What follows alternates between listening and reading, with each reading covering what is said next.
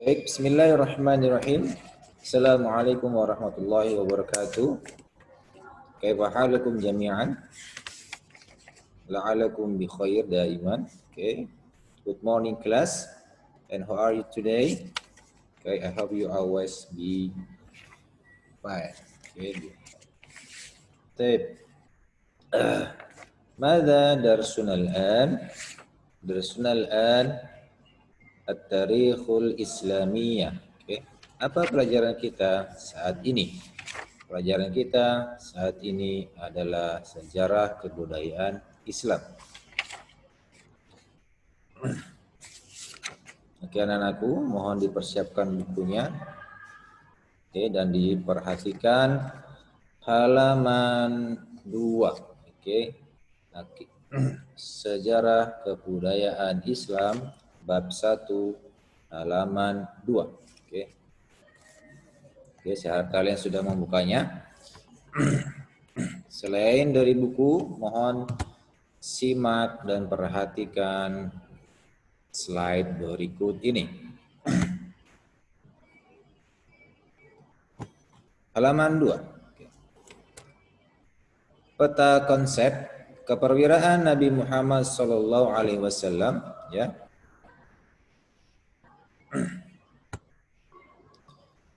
Satu, ya, keperwiraan Nabi Muhammad dalam perang Badar. Ini poin pertama yang akan kita pelajari. Kedua, keperwiraan Nabi Muhammad SAW dalam perang Khandaq atau disebut perang Ahzab, istilah lainnya. Poin ketiga, keperwiraan Nabi Muhammad SAW dalam perang Uhud. Dari 3 poin ini, satu hal yang akan kita teladani ialah sifat-sifat beliau dalam perang-perang tersebut.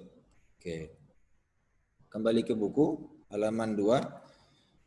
Di halaman 2 terdapat gambar, ya, sebuah peta wilayah Arab situ. Kalian diperintahkan untuk mengamati gambar tersebut. Oke. Siapakah yang diantara kamu yang masih ingat kota manakah Nabi Muhammad dan kaum muslimin hijrah? Ya, ke kota mana? Oke. Sebagai pengetahuan anak-anakku sekalian, Nabi Muhammad beserta para sahabat tinggal di kota Mekah. Nah, dalam peristiwa tertentu selama Rasulullah berdakwah, ya, mengalami kendala yang sangat banyak dan cukup berat. Oke. Atas dasar peristiwa-peristiwa tersebut atau perlakuan buruk yang diperoleh Rasulullah bersama para sahabat selama berdakwah yang menyebabkan untuk hijrah, artinya pindah lokasi, pindah ke kota lain. Itu maksudnya hijrah. Masih ingatkah kalian ke kota manakah Rasulullah dan para sahabat hijrah, pindah? Ada yang bisa menjawab?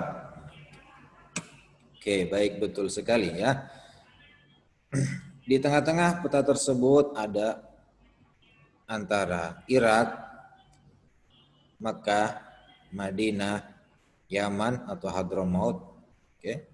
Di sekitaran situ. Nah, ada satu titik, ya, kota bernama Madinah yang dulunya disebut Yasrib. Okay. Dalam bab ini anak-anakku sekalian, kembali ke materi, dalam materi keperwiraan. Dalam pelajaran ini kita akan membahas beberapa hal mengenai perjuangan Nabi Muhammad SAW dan para sahabatnya dalam peperangan melawan pasukan kafir Quraisy. Okay. Kafir Quraisy. Quraisy ini merupakan suku asli Arab, ya. Termasuk Rasulullah sendiri bersuku Quraisy.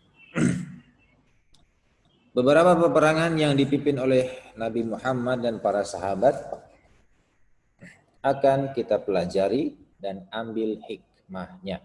Oke. Dari ketiga peperangan tersebut kita akan mempelajari hikmahnya, terutama berhubungan dengan sifat keperwiraan Nabi Muhammad sallallahu alaihi wasallam.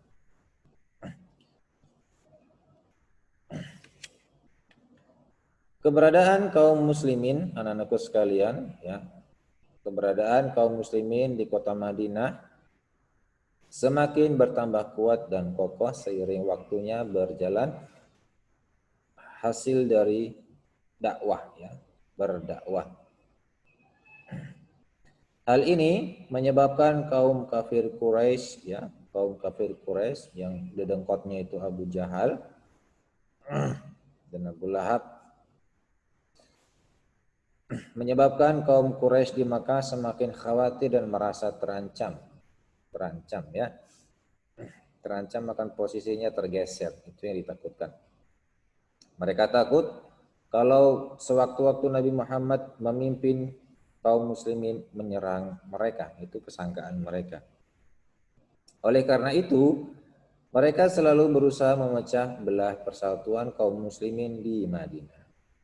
Oke, setelah hijrah, ya, sekali lagi, kota manakah Nabi Muhammad hijrah? Yaitu kota Madinah. Nah,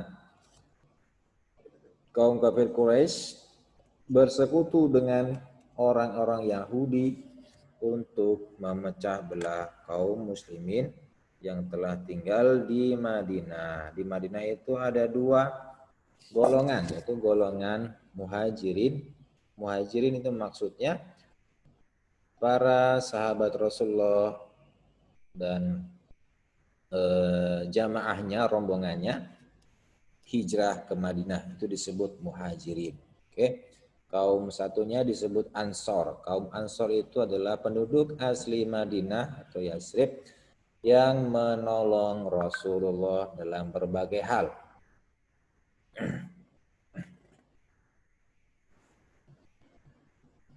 Nah, atas ancaman-ancaman tersebut, ya, Rasulullah menyiapkan pasukan yang terdiri atas kaum muhajirin dan ansar yang saya sebutkan tadi.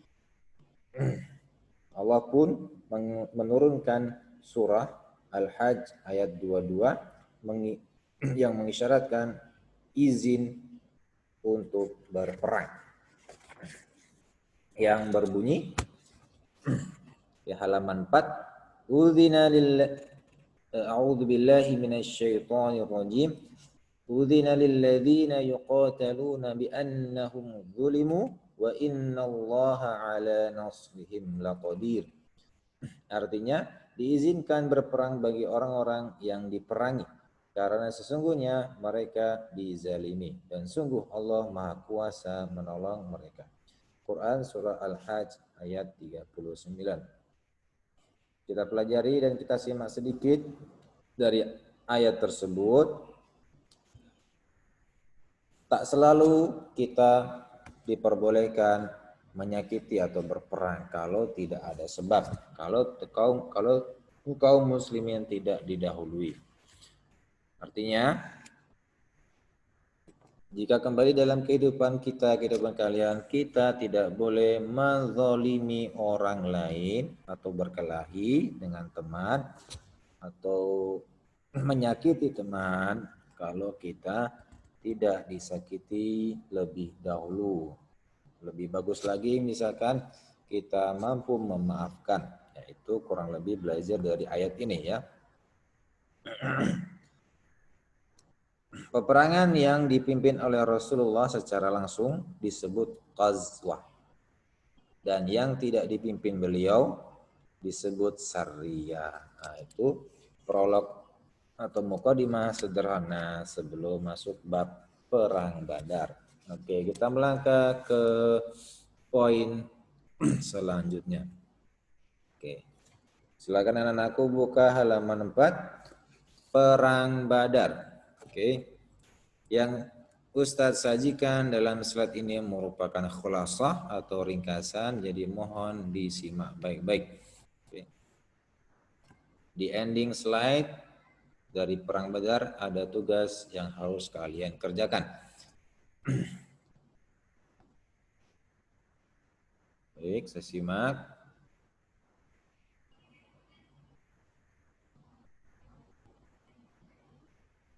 Oke.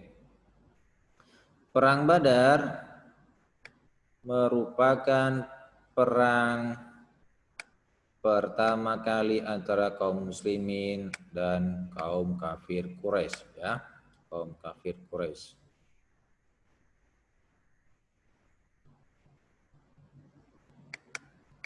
Oke.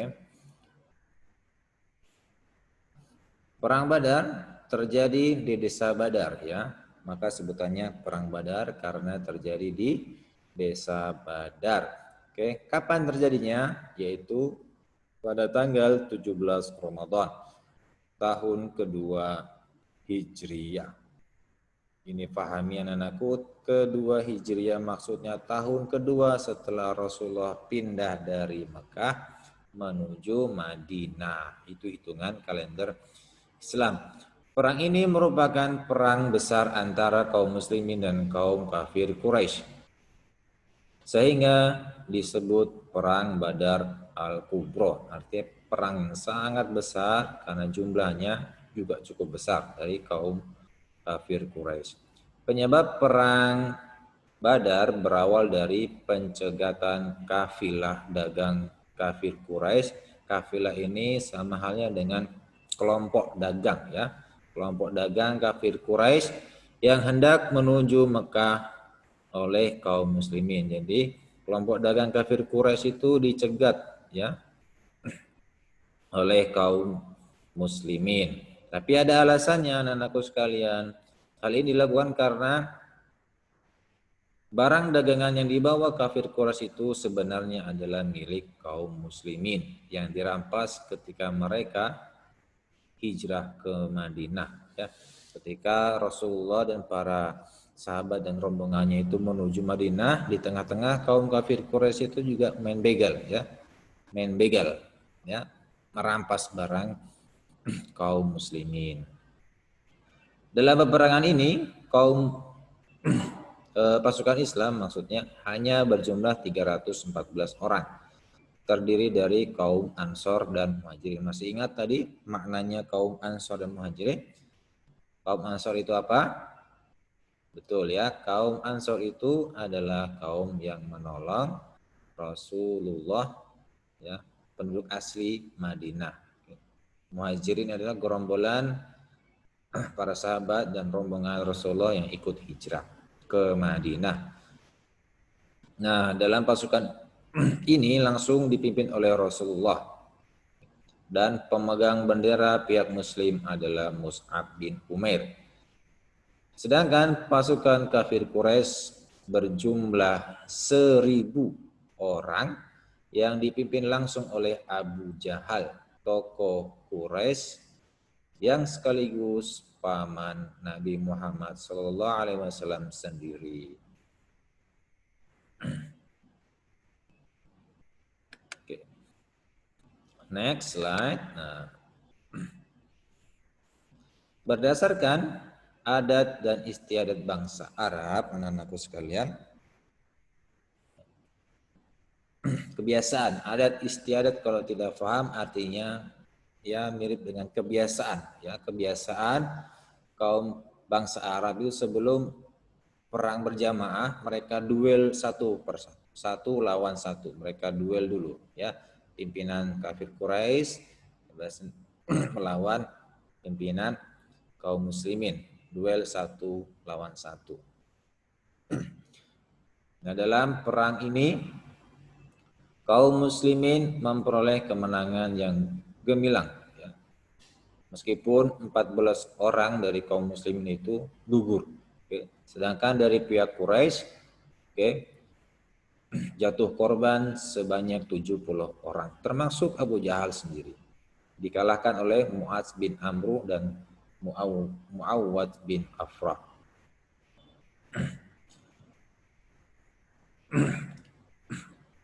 Poin yang sangat menarik di sini adalah meskipun jumlah kaum muslimin itu sedikit, bahkan tidak cukup di setengahnya, akan tetapi mereka dapat mengalahkan kaum kafir Quraisy. Ini karena keimanan kaum muslimin yang begitu mendalam kepada Allah Subhanahu wa taala. Jadi anak-anakku sekalian, di sini sangat luar biasa sikap keperwiraan Rasulullah, ya. Di mana letaknya? Yaitu dalam peperangan tersebut jumlah pasukannya sedikit, ya.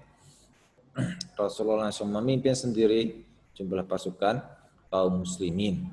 Yang jadi landasan teguh mereka adalah keimanan kepada Allah, bahwa bila mana gugur dalam peperangan maka balasannya adalah syuhada. Slide selanjutnya anakku, ya. Setelah menyimak dan memahami ulasan singkat tentang perang Badar, yang menjadi tugas kalian ialah menyalin ringkasan materi terkait perang Badar. Seperti di slide tersebut, 2 slide ya. Perang Badar.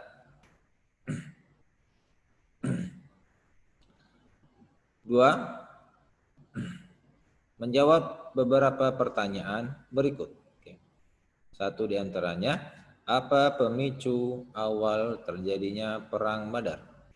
2, bagaimana adat istiadat bangsa Arab sebelum memulai duel atau peperangan? Sini saya tulis peperangan, perang.